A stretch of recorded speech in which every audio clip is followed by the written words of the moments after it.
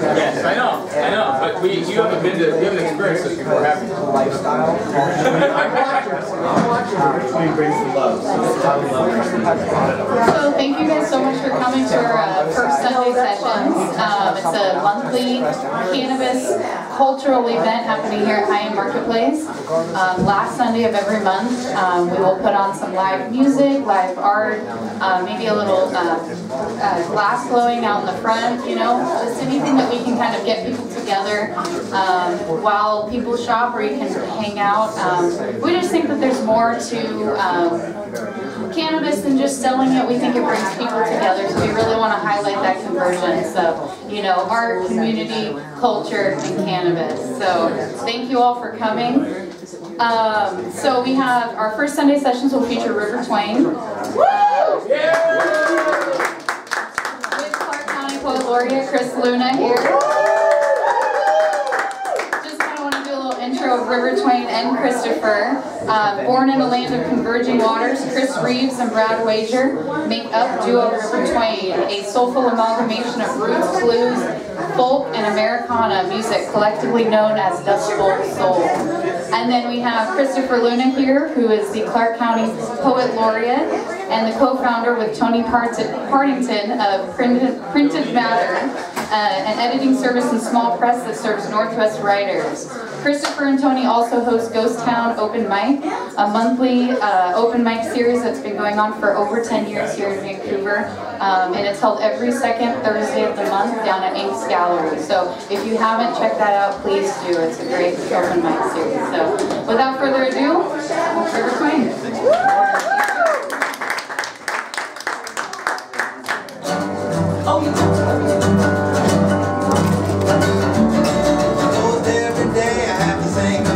Today I had to put on my hands and shoes. I got the prettiest song up in my head. When I look into the mirror, my cheeks turn red.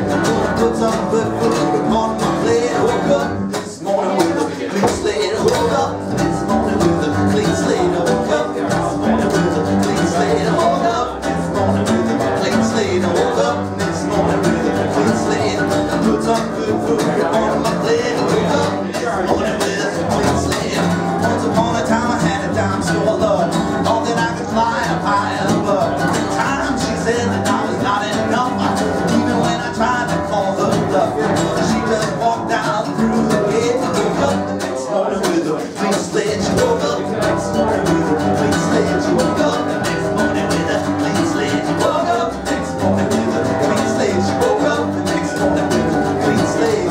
She just walked down through the gate. Woke up the next morning with a clean slate.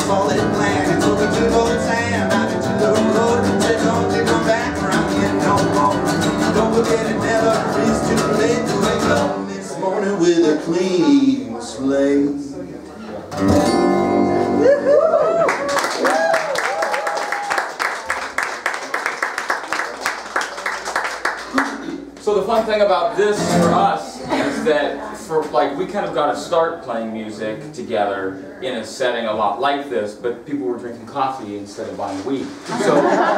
So we feel like it's been a really long journey because things have changed so much, but circular, really, though. Yes, it's all kind of things back to the start. And this next song is about a man named Giuseppe. Correct. Come on,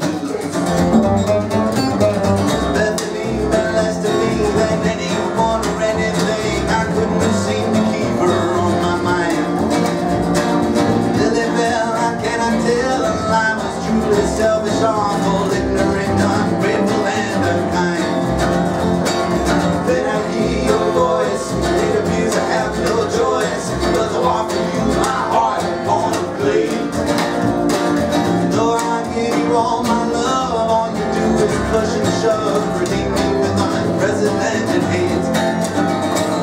I've got to get to bed, I've got to be at work, I've got to work to make that paycheck to keep us both alive. I know I should be sleeping, but I'm taking this song. My guitar is always crying, 'cause you do me wrong.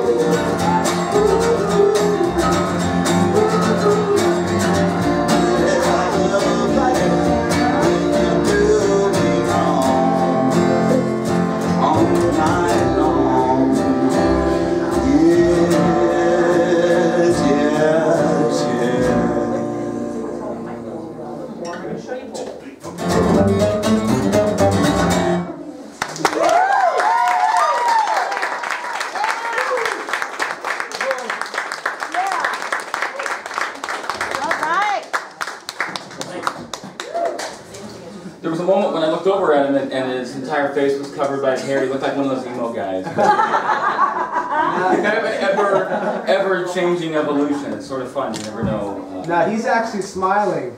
Yes, precisely. Yeah, I never know. There's a big difference. I was thinking more of like a Muppet.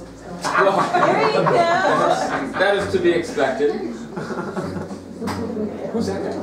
Yeah, which guy? That guy? You don't have your eyes in, do you? You know who that is.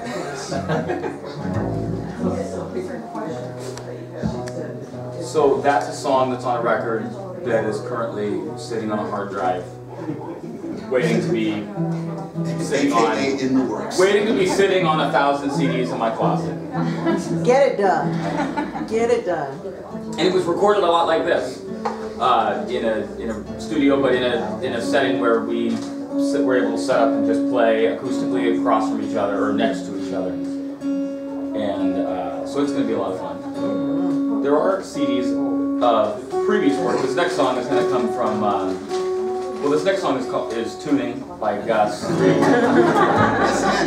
the end. That was it. Yeah, that was Thank you very much. But it was followed by a song about a man in love with us. That's correct. Early this morning, I was lying in my bed. The thought of you just wouldn't rest its head on my chest, and it made me so sad. So sad. Well, I cried and cried, then I laughed, 'cause I'm such a fool for being so in love with you. I wanna bring you joy, and I wanna share my cup with you. And there ain't no way I could ever stop this love from pouring out of me. When I'm out on the street, trying to make a little dollar, times I think I hear you all come around the corner, but it ain't you, and it makes me so sad. So sad. Well, I cry and cry, but then I laugh, 'cause I'm such a fool for being so in love with you. I wanna bring you joy, and I wanna share my cup with you. And there ain't no way I could ever stop this love from pouring out of me. Ain't no way. Never stop, no, no. Ain't no way. Never stop, no, no. When I'm walking in my dreams, I always see you crying. Well, you look so beautiful, and you ain't even trying, are you, honey? When you ain't around, well, it makes me so sad. So Well, I sad. cry and cry, then I laugh, 'cause I'm such a fool for being so in love with you. I wanna bring you joy, and I wanna share my cup with you. And there ain't no way I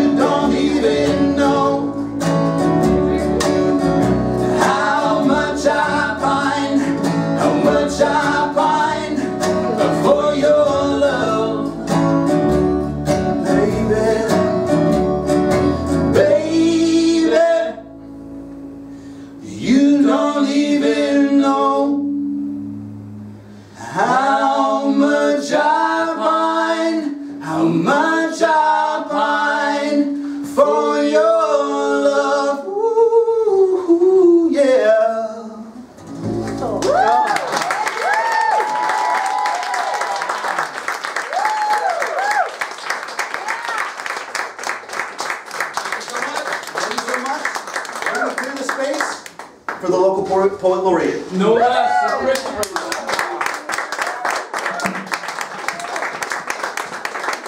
So my partner Tony is here with me today, knows that I cried at the drop of a hat. And you guys Real got me men with that cry. song, that's a beautiful song. Listening to them and thinking about where we are and how we got here, it made me think about a lot of things, and one of them is that I'm here because of Allen Ginsberg. It's not unique to be inspired to write poetry by Allen Ginsberg. There are a lot of people who feel that way. He inspired a lot of people to do that. But for me, he's the key person. And the thing about Allen Ginsberg is, I encourage you all to read his work, but he was very inspiring in terms of who he was as a public poet, as a, maybe like our first actual rock star poet. And one of the ways we know that he was a rock star poet is that he actually made money, which makes him different from most of the rest of us, including me. And so one of the things that Allen Ginsberg did that was really great was spoke truth to power and advocated for the benefits of marijuana, LSD, psilocybin. He even went to Congress and spoke about these things, was willing to make it a part of his public persona. And so whatever juice might accrue from having the title Poet Laureate in front of my name, I'd like to publicly, and it's not the first time, say I'm all for it. In fact, I think we're about 50 years too late, but at least we're here, you know? Yeah. So I wanted to start by taking you back in time with me to the 90s, not too far, but in the 90s I was on Long Island in New York and I worked at a head shop, and it was such a different time, or a weird time, that our owner, who had been in the business since the 70s, wouldn't let us call it that. But that's what it fucking was. I mean, everyone knew it, right? So overall, it was a fun place to work, but because of the legalities of the situation, it made it a highly sort of stressful job, and sometimes I had to throw out people who would have been my friends or smoking buddies or whatever in any other context. So I'm just going to read a couple of pieces from my sort of, I did a thing where I tried to sort of think of all the different stories, because what we would do is after work, because we had to decompress, a bunch of us would go to someone's house, we'd usually get high and tell these stories, and if there was even one person in the room who was not an employee, they were in for it, because I mean it was probably really boring after a while to just hear the same shit over and over again. But we had to kind of, you know, get it out of our system. So I wanted to share some of that with you and remind you or help you imagine what it was like to do this when it wasn't legal. And a lot of it is dialogue, so I don't do voices or anything, but it's dialogue, just be aware of that. And the title of the whole piece was Screens, because that's what we were constantly selling, was screens for the pipes. What's that for? You put the weed in there. What do you recommend? We don't make recommendations, it's a very personal decision and we like to stay out of it.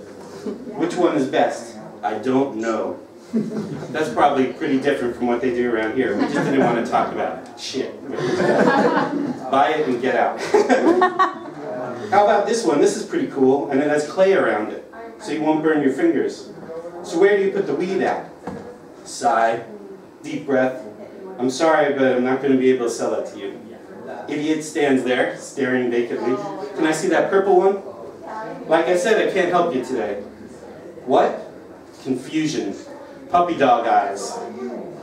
You implied illegal use, and in the state of New York, if you imply illegal use, it is against the law for me to sell you tobacco products. Wow.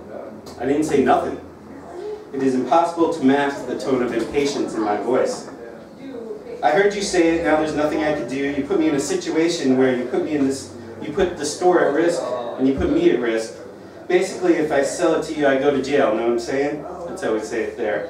A few minutes pass as I watch the customer stare into the showcase. I say nothing, arms folded.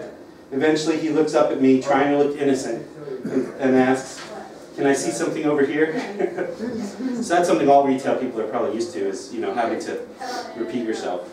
I don't like having to repeat myself, but of course I am forced to drone on like a robot.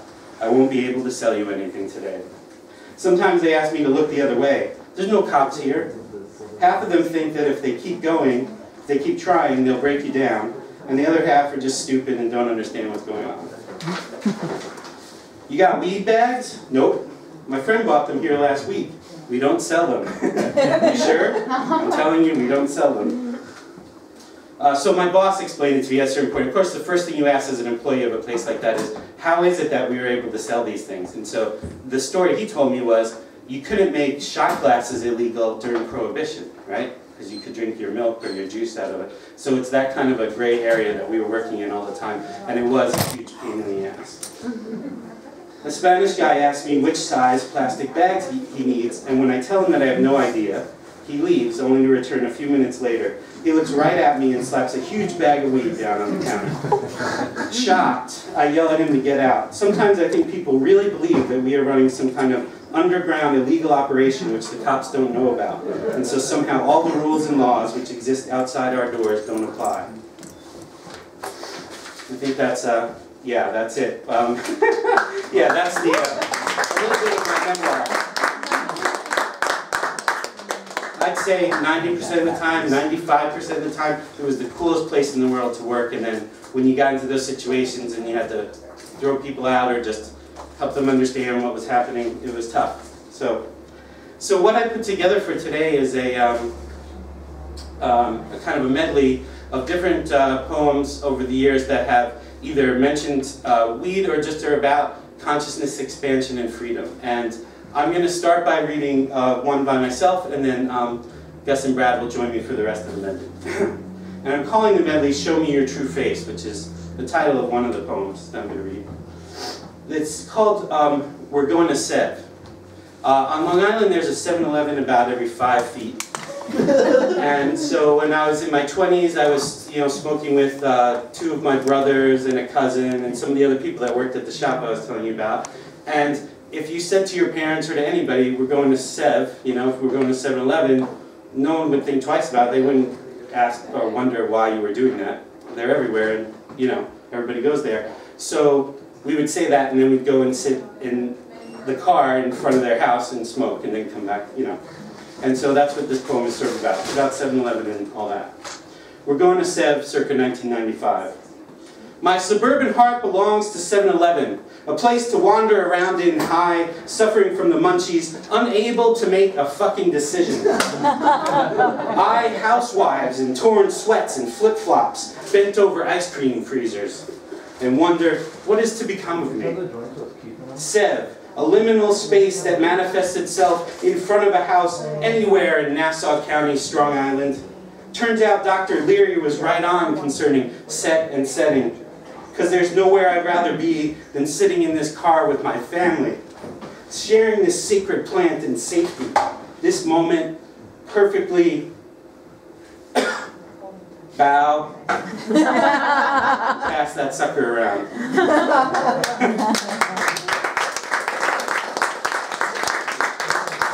My water, I'll find it somewhere around here. Here we are. I think I need this water because Gus and Brad made me eat, but that's a good thing. You guys need any more? We want to feel something, right? Do you want to feel something this afternoon? Yes. Yeah, I do. Do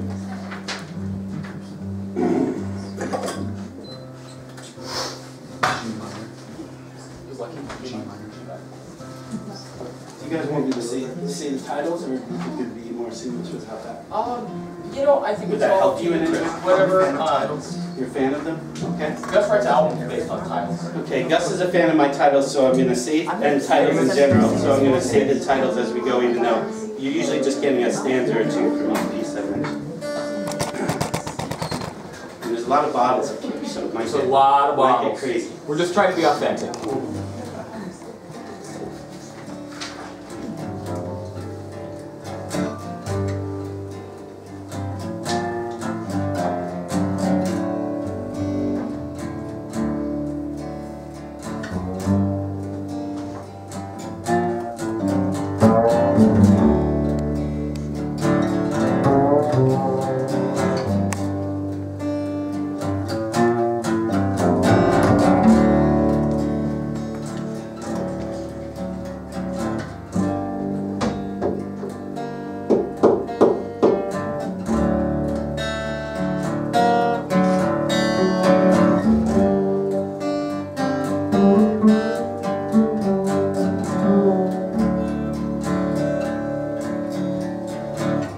What's become of my vision on the corner of Jack Dempsey?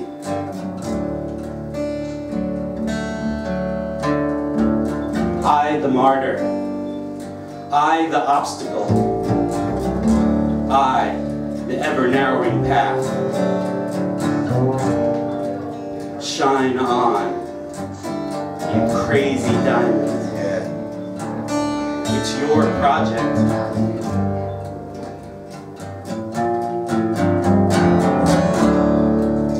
It's not me, it's the sun, hiding out behind the clouds. The spiral or the speed,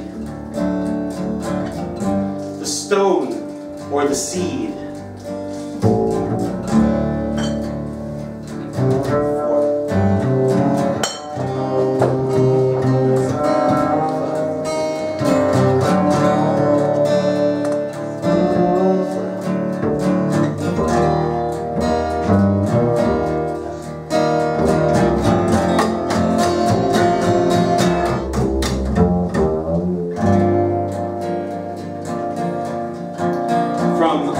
Obstacle.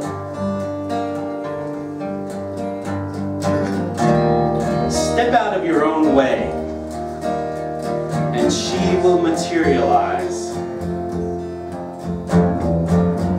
Drop the old narrative and begin anew. Engender reincarnation in every moment. Complete metamorphosis, affording each of us a shot at evolution.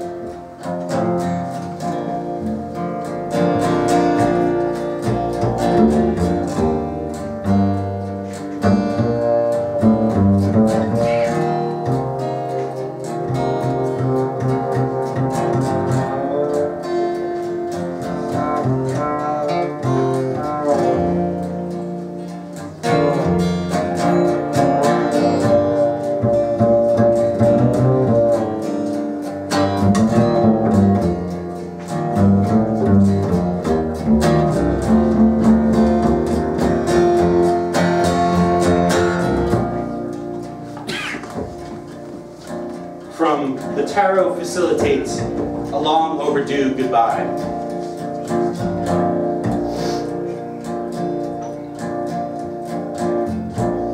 Bend eternally. Raise a sword. Accept the tongue of the lion you once were. It's all right to dream of the butterfly you may become. Heart open, head aflame. The avenging angel spreads its hands, sending 6 rays of light which pierce the soldier's armor. And the hills run red with blood.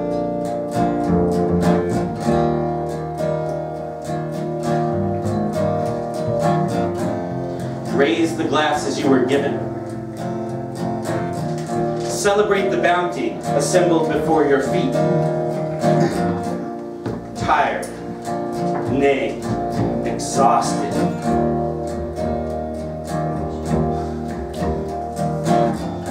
After completion, begin again.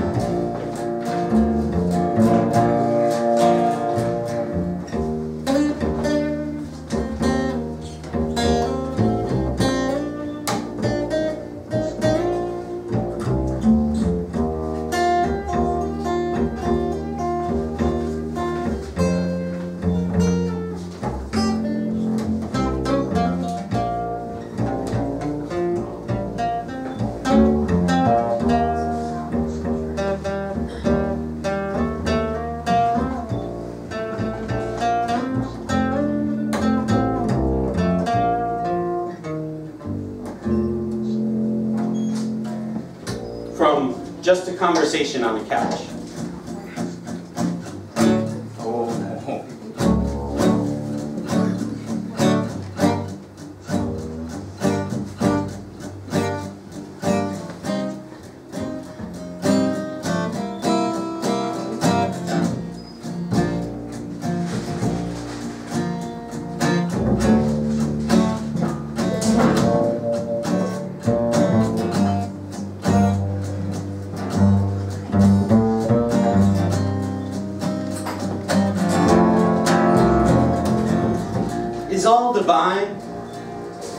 if so, then this too must be so. Whatever this is that transpires when you sit across the couch from me in tight denim shirt, frilly white skirt, and authentic cowboy boots. Looking fine. Touching me, challenging me, questioning everything I hold dear, digging dirt McGirt, and getting downright metaphysical. Are you a dream? Is this a dream? If so, don't wake me up. Best dream I ever had.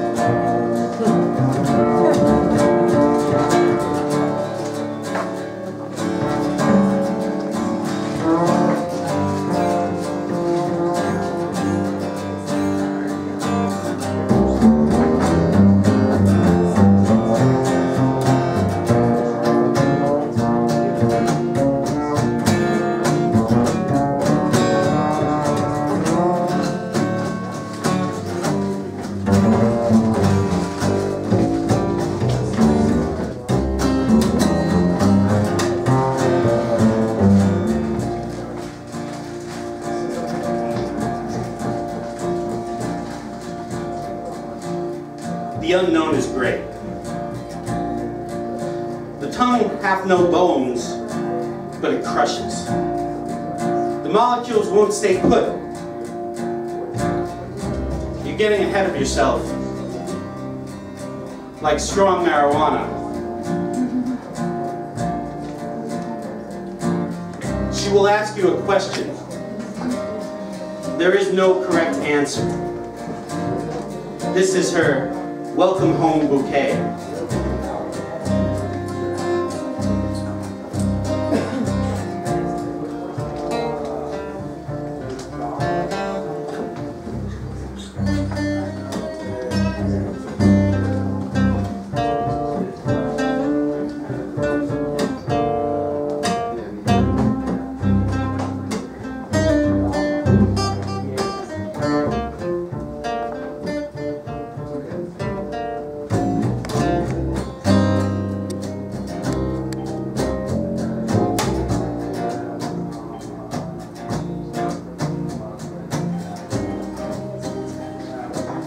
From Voodoo, A Slight Return.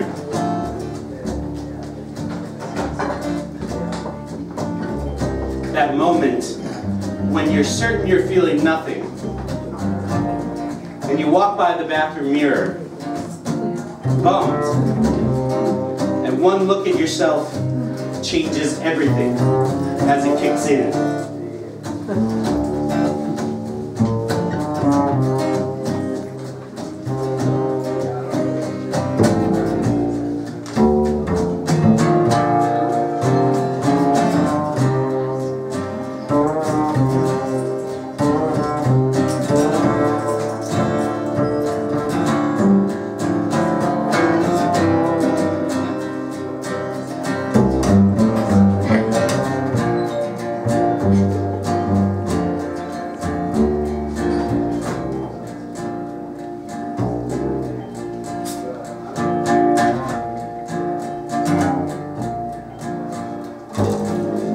Show Me Your True Face, which is the tale of ingesting some mushrooms and wandering around Vancouver, Washington.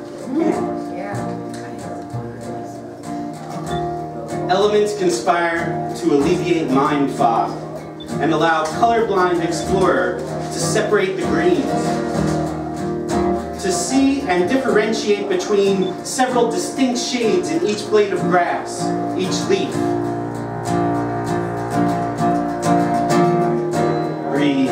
Shimmers. Soil hums. Spirits imprisoned in ancient bark scream in anguish.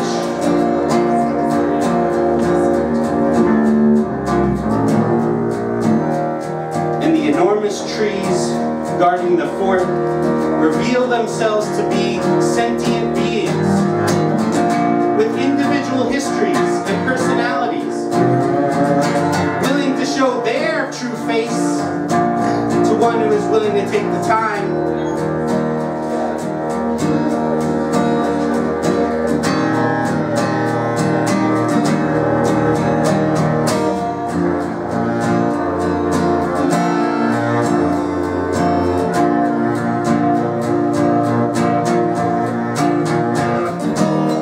Somewhere along the way, he, me, becomes the blade.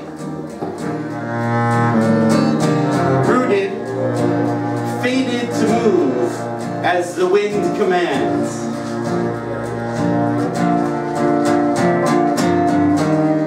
Heat increases perception of distance. Squirrel, stare down. Flinches and leaps at the arrival of Sunday douchebag on a motorized scooter, causing the animal to lose the staring contest.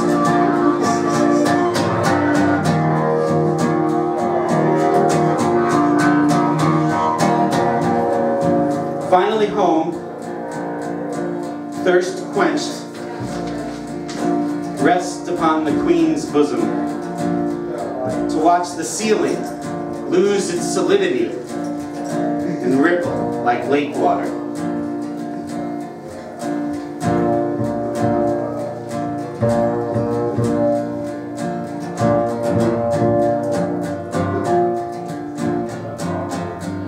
Each ripple, each blade, worthy of respect, worthy of forgiveness.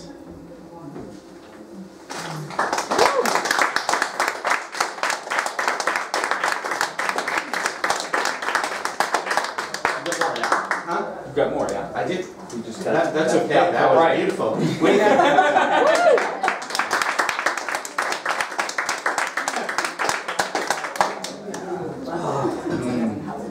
I know. Anything you want to say, Brad? I was just going to say that it's fun to be on the spot with Chris because the work is just in a collaborative way. Just makes so much, I don't know, just so much fun to kind of be out of our normal comfort zone. The whole thing, you know, in creating music is to try to make music that feels spontaneous, but that is also like prepared and well rehearsed. So it's nice to get to. Would you concur? I would concur. I think that what's cool about this is like being inspired in the moment, you know, and like letting the music as much as possible like grow out of the words. Yeah. Yeah, and the gig as a poet usually is standing up in a room, sometimes where people are behaving as if they're in a Catholic church or something, where even if a lot of fun is happening, they pretend like it's not, you know, like they're very quiet and stiff and just don't really emote very much. And the only sound is your own voice. So as much as poets love the sound of their own voices, it's very helpful to poets, because poetry is music, poems or songs, to work with musicians and to listen carefully. And when you're doing something like we're trying to do this afternoon, there's no way to do it and have it be any good or any fun unless you actually listen and participate in what's going on, instead of two trains running on parallel tracks. That won't happen. It'll be up to you to tell us if that works, but I can tell you we're having a pretty good time so far up here.